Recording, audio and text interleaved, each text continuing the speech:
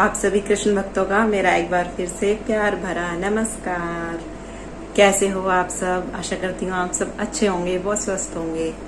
आज एक और मैं इम्पोर्टेंट इन्फॉर्मेशन आपको देने आई हूँ, जो कि है कि किसी ने मुझसे पूछा था, एक भक्त ने ये क्वेश्चन, और वो है कि जो हम ठाकुर जी की सेवा करते हैं तो हमारे पास जो वस्त्र होते हैं ठाकुर जी के, या और भी जो भगवान के जो वस्त्र होते हैं, वो जो कुछ वस्त्र जो पुराने पड़ जाते हैं या कुछ फट जाते हैं या कुछ उधड़ जाते हैं या कुछ पहनाने योग्य जो नहीं बचते, उनका हम क्या करें। जो वो काफी सारे इकट्ठे हो जाते हैं, उनका हमें समझ में नहीं आता कि उन हम क्या करें। काफी सारे हमारे पास वो इकट्ठे हो जाते हैं, तो वो आज मैं आपको बताने वाली हूँ। तो देखिए क्या करना चाहिए आपको उन वस्त्रों का।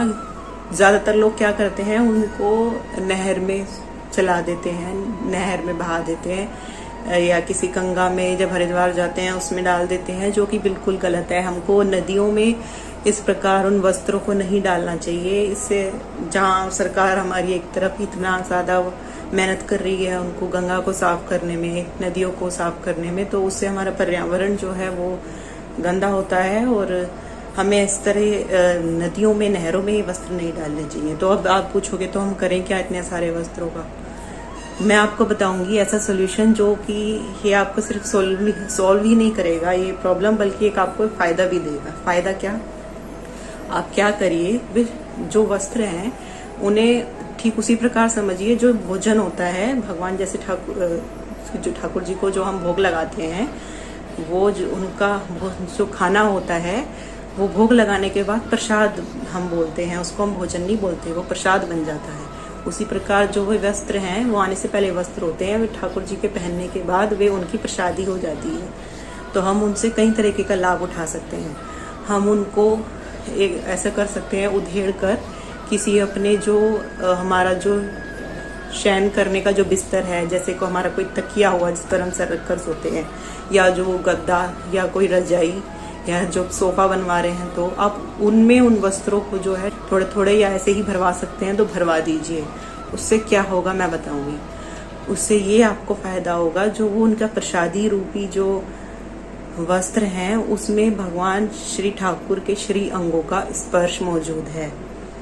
जो भगवान श्री हरि के ठाकुर के स्पर्श से जो युक्त वे वस्त्र हैं, जब वो हमारे शयन करते समय जो हमारे सर के नीचे रहेंगे, तो हमारे जो स्वप्न होंगे वो भी दिव्य होंगे, और उससे हमें बहुत ही अच्छी पॉजिटिव एक एनर्जी, अगर मैं आपकी भाषा में कहूँ आप समझ सकें, बहुत ही अच्छी पॉजिटिव वाइब्स आपको रहेंगी सोते समय, जहाँ भी आप शयन करेंगे, यहाँ भी जहाँ पर भी आप बैठेंगे।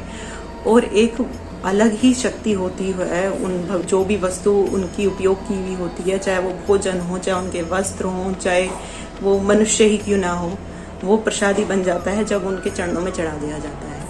तो एक तो ये आपको बेनिफिट होगा इससे कि आपके अंदर पॉजिटिव एनर्जी रहेगी, भागवतिक स्वप्न, आपको दिव्य दिव्य स्वप्न दिखाई देंगे, भगवान का आशीर्वाद आपके पास सोते वक्त भी रहेगा। और दूसरी बात, जो लोग ज्यादातर डरते हैं स्वप्न में, या जो बच्चे हैं या जो बड़े भी हैं जिनको स्वप्न में डर लगता है, सोते समय उल्टे सीधे जिनको स्वप्न आते हैं, तो ऐसे लोग अगर ये प्रयोग करें तो उनको भी काफी इससे लाभ होगा। उनके पास जो नेगेटिव एनर्जी है वो आने से जो है डरेगी। एक संत के मुख से मैंने सुना था कि एक आर्मी का एक आदमी था, वो रात को जा रहा था एक गाड़ी चलाकर, तो उसको सामने से एक बड़ी खूबसूरत औरत उसको दिखाई दी, और उसको देख करके वो मोहित हुआ और उसने रोक ली गाड़ी। वो उसके साथ बैठ गई, उसने उसको लिफ्ट दी, और वो इस तरह वो उससे मोहित हो गया, उससे आकर्षित हो गया, और वो उससे रोज मिलने लगी। जब एक दिन उसको वहम हुआ उस आर्मी वाले इंसान को, सोल्जर को, कि जब वो उसके साथ बैठा था तो उसने कहा कि लाइट ऑन कर देना। जब उस लड़की ने इतनी दूर बैठे बैठे उसने बहुत दूर अपना हाथ लंबा किया और वहीं से उसने लाइट जला दी। वो देखकर उसका शक और भी कंफर्म हो गया कि ये कोई मामूली लड़की नहीं है, ये तो कुछ और है। फिर उस लड़की ने उससे कहा कि अगर तुमने मेरे बारे में किसी से बताया तो मैं तुम्हें भी नहीं छोड़ूंगी। तो वो अब अंदर ही अंदर घुटता, तो क्या करे, परेशान हो गया कि किसी से बताऊंगा तो वो मुझे मार देगी, अब मैं करूं तो क्या करूं। दिन पर दिन सूखता चला गया, खाना पीना छोड़ दिया, चिंता में इतना ज्यादा। अब वो किसी वैद्य के पास गया, वैद्य से भी साफ साफ तो कह नहीं सकता था, तो वैद्य ने एक पुड़िया दी, उसमें कुछ दिया और वो ले आया। अब जो वो पुड़िया थी, वो पुड़िया पर लिखा हुआ था गीता का एक श्लोक। उसमें एक गीता का केवल एक श्लोक लिखा हुआ था। बाई चांस उसके साथ ऐसा हो गया, उसकी किस्मत अच्छी थी। जब वो लेके आया तो उसने जेब में डाल ली, यहाँ पर अपनी जो पॉकेट होती है चेस्ट पर, उसमें डाल ली।